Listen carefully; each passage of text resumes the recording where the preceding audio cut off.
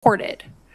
But the conduct of ICE in places like Minneapolis has now boomeranged to the point where people say, well, look, I was for enforcement, but I'm not for what looks like authoritarian style, federal goons on our streets. And that's not coming from Democrats. That's coming from, in Michigan, the state of Michigan voted for Donald Trump. It's coming from people who say, look, I'm all for enforcement, but I'm not for trampling basic rights. And Americans have an internal barometer for what looks and smells authoritarian, and whether it's shooting someone who's unarmed or pepper spraying kids or picking people up as they walk into Target and checking their papers, that is an internal barometer that we all have, that you have crossed. And we're here today, and all this firestorm is here, not because of people on the ground, but because of your behavior in ICE.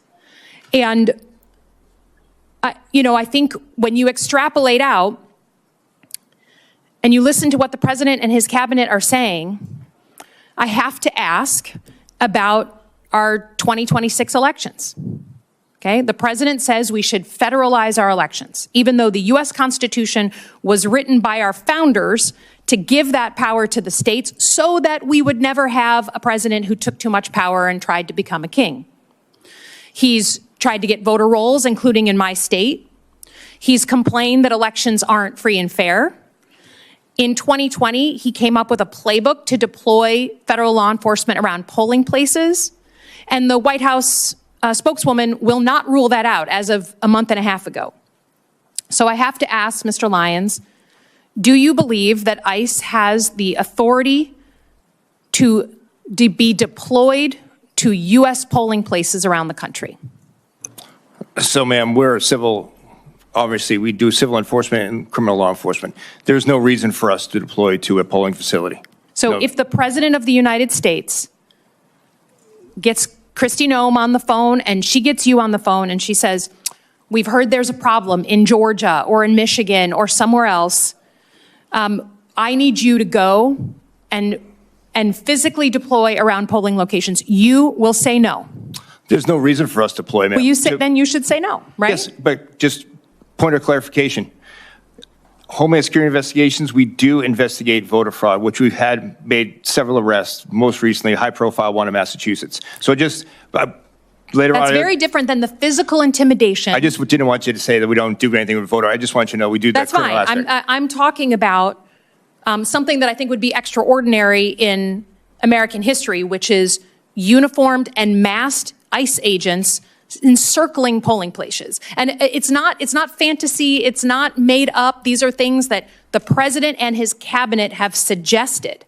They've suggested invoking the Insurrection Act, which would allow active duty military to do the very same thing. So this isn't, someone who thinks the sky is falling. The president and his cabinet are suggesting. So you're going to be the guy standing in the breach. There's no reason, like I say, ma'am, there's no reason for you to use ICE officers in that. Great. Well, I hope that in the privacy of that meeting, when that comes down and the president feels like he's going to lose the midterm elections, that you don't buckle. Because I think our democracy literally is dependent on it. Now, coupled with that, you've heard from a number of my colleagues about labeling people as domestic terrorists. What is the definition of a domestic terrorist? So, ma'am, domestic terrorist is any organization that, on American soil, home nation soil, that's involved in acts of treason, acts of violence, active extremism against a group or against a country. Okay. So actually in law, it's defined by the Patriot Act. That's the clearest place we have it. And it has to be tied to criminal activity, right? Yes, so protesting, even if you don't like it, protesting of ICE agents, unarmed and without destroying property, is that a domestic terrorist? No, ma'am. I stated under oath earlier that that's covered under the First Amendment right. Great.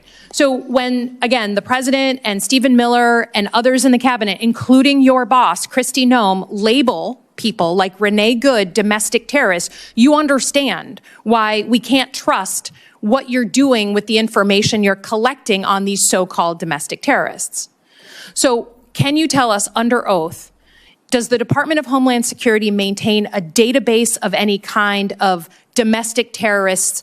Are you collecting facial recognition information, license plates, locations, addresses, those kinds of information? No, ma'am, and I testified on the oath on Tuesday as well. I said the same thing. We don't have a database.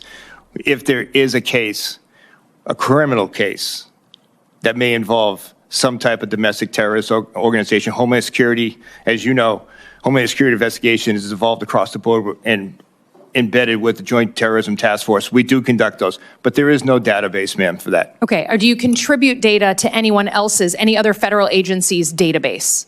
No, ma'am. Okay, so the fact that we have ICE agents saying out loud to people that they're trying to arrest or engage with that we're going to put you into a database is just erroneous. They're making that up. Yes, ma'am, I can't speak to why that officer said it, but we do not do that. Well, I would just offer that given that the president put out an executive order in September and said he wants a list of domestic terrorist groups to use the full weight of the federal government to go against, you can imagine that people who are peaceful protesters feel like they are going to be targeted and feel that they are at risk. So I think the conduct of your agency has put us in a position where the average American doesn't know whether to trust law enforcement, and that is terrible and scary, given what law enforcement on the ground in our states do. And I would just say, if we do not have serious reform and change, then you will be contributing to the average American who woke up very supportive of law enforcement, being terrified that they and their community will be next. Yield back. Thank you. We're almost at an end, and I think we've had a good hearing. I think a lot of knowledge came forward, and I sense at least the idea that you guys want to restore confidence in the agencies, and we'll work on that, and I hope that's true. With regard to the thing I mentioned before, I'm going to mention one more time as we end. The Attorney General says he will cooperate with final orders. You got a bunch of final orders. I would love to see you go for some specific people that you send a letter to the Minneapolis police and say, will you help us? We need 10 policemen to go round up this guy. And then I'd like to see their response. And you should quote him from the hearing. He said he's for final orders. I think that's different than the policy he's been enforcing. So let's challenge him on that. Those are battles you can win. Those are political battles and public relations battles. Also, if you would send to my office specific times when you've been turned down, you've asked for requests, everybody says they're not helping.